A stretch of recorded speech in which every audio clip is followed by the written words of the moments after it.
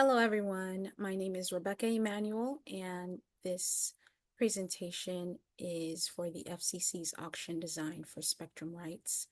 I am the consultant on this project, and I will be providing some insight as well as my recommendation for the FCC's auction.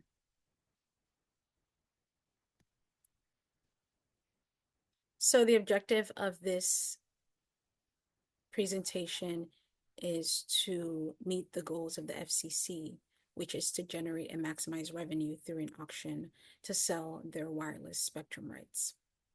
And a little bit of background is the bidders involved are large telecommunication companies, so they are likely risk neutral. Risk neutral means that they are not afraid of risks and are open to taking risks. They're not worried about risks or risk averse. Another is that the bidders value spectrum rights identically. However, they have different estimates of what that true value of the rights are. So to reconcile the FCC's goal as well as the type of bidders that we have to decide the best auction design for this project. There are several auction types that can be used to auction and sell the spectrum rights. The first is the first price auctions or second price auctions, English auctions, or Dutch auctions. And the first price auctions basically have a higher bidder, and the highest bidders win the rights and pay their bid. It's very simple and straightforward. They bid the most for the rights and they pay what they bid for, or the amount they bid for. Second price auctions, which are also known as victory auctions, are auctions where the highest bidder wins the spectrum rights, for instance, in this case, but pay the cost bidded by the second highest bidder for the rights. So, for instance, if bidder one bids $20,000, but bidder two bids $40,000, bidder two is the highest bidder and wins the spectrum rights.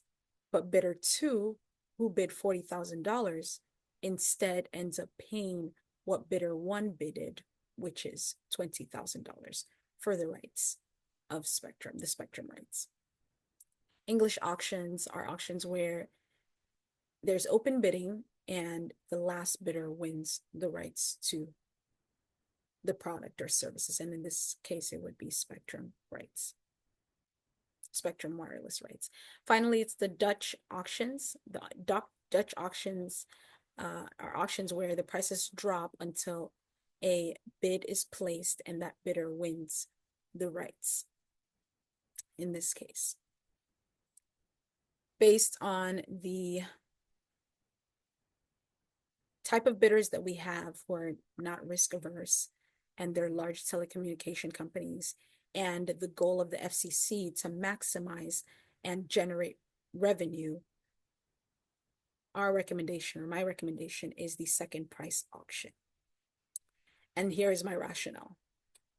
The second price auction incentivizes the bidders to bid their true value of the spectrum rights. We know that these bidders have valued spectrum rights, but they have different values for the true value of the spectrum rights.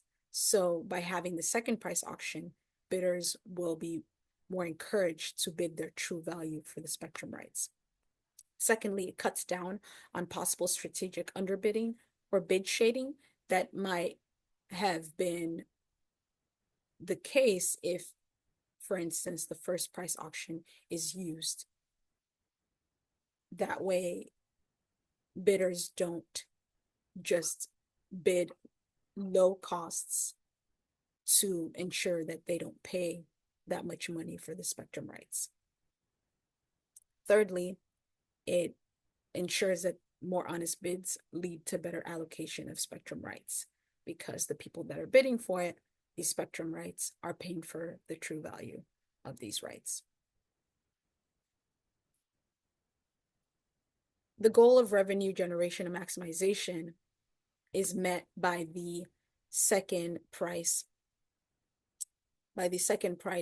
auction, because it maximizes revenue by capturing the true willingness and the true value put upon the spectrum rights by the bidders, and ensuring that they pay the true value for the spectrum rights.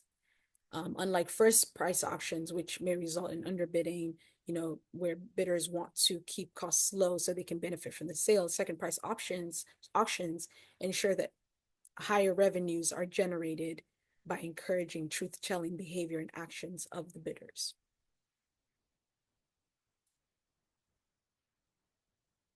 So in conclusion, my recommendation is the second price auction style.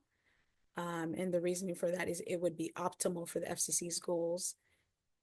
It takes into consideration the type of bidders that we have. It is perfect for their risk-neutral nature, and it generates and maximizes revenue by reducing the inefficiencies of having to deal with underbidding that may go on if we have other types of auctions, such as the first price auction, and it ensures more honest bids. Here are my references. Thank you.